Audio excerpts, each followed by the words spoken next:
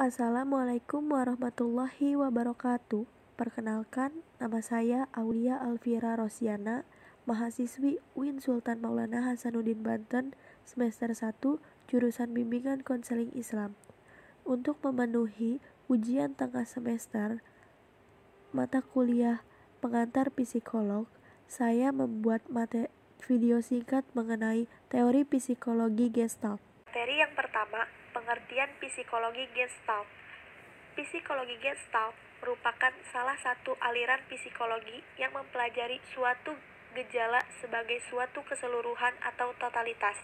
Data-data dalam psikologi Gestalt disebut sebagai fenomena atau gejala. Fenomena adalah data yang paling dasar dalam psikologi Gestalt. Materi yang kedua, sejarah psikologi Gestalt. Psikologi Gestalt lahir di Jerman, didirikan oleh Max Wertheimer dibantu dengan dua temannya, yaitu Kurt Koffa dan Wolfgang Kohler. Ketiga tokoh ini mempunyai pemikiran yang sama.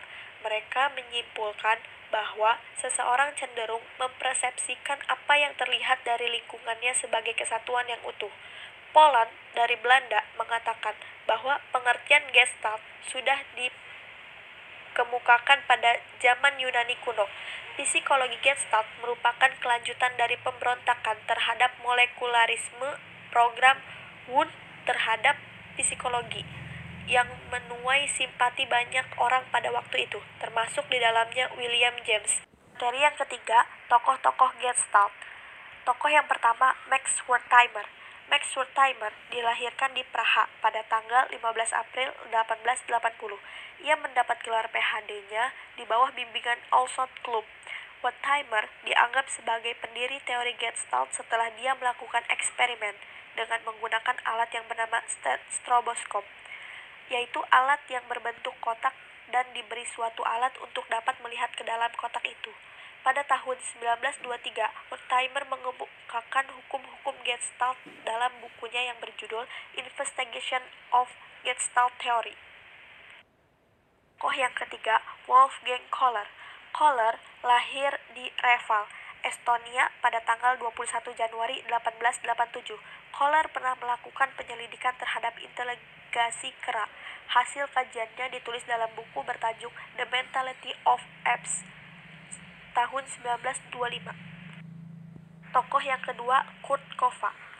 Koffa lahir di Berlin tanggal 18 Maret 1886.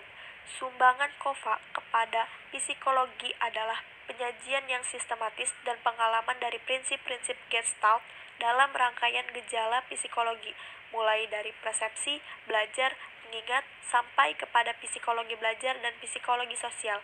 Teori Koffa tentang belajar didasarkan pada anggapan bahwa belajar dapat diterangkan dengan prinsip-prinsip psikologi Gestalt. Tokoh yang keempat, Kurt Lewin. Pandangan Gestalt diaplikasikan dalam field psikologi oleh Kurt Lewin. Lewin lahir di Jerman. Konsep utama Lewin adalah life space, yaitu lapangan psikologis tempat individu berada dan bergerak. Salah satu teori Lewin yang bersifat praktis adalah teori konflik. Materi yang keempat, kelebihan dan kekurangan teori Gestalt. Kelebihan teori Gestalt. Yang pertama, menghasilkan individu yang memiliki kemampuan berpikir untuk menyelesaikan setiap persoalan yang dihadapi. Yang kedua, kurikulum dirancang sedemikian rupa sehingga terjadi situasi yang memungkinkan pengetahuan dan keterampilan pada diskonstruksi oleh peserta didik. Yang ketiga, peserta didik dapat aktif dan dapat menemukan cara belajar yang sesuai dengan dirinya. Yang keempat, teori ini lebih melihat manusia sebagai seseorang individu yang memiliki keunikan. Kelemahan teori Gestalt.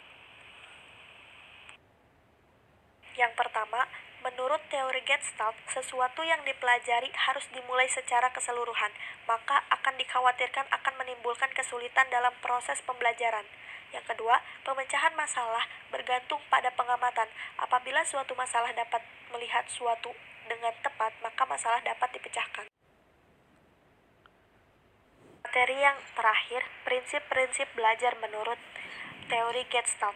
Yang pertama, belajar berdasarkan keseluruhan. Yang kedua, belajar adalah suatu proses perkembangan. Yang ketiga, siswa sebagai organisme keseluruhan. Yang keempat, terjadinya transfer. Yang kelima, belajar adalah reorganisasi pengalaman. Yang keenam, belajar dengan insting. Yang ketujuh, belajar lebih berhasil bila berhubungan dengan minat, keinginan, dan tujuan siswa. Yang terakhir, belajar berlangsung terus-menerus. Itu saja materi yang dapat disampaikan. Semoga bermanfaat. Kurang lebihnya mohon maaf. Assalamualaikum teman-teman.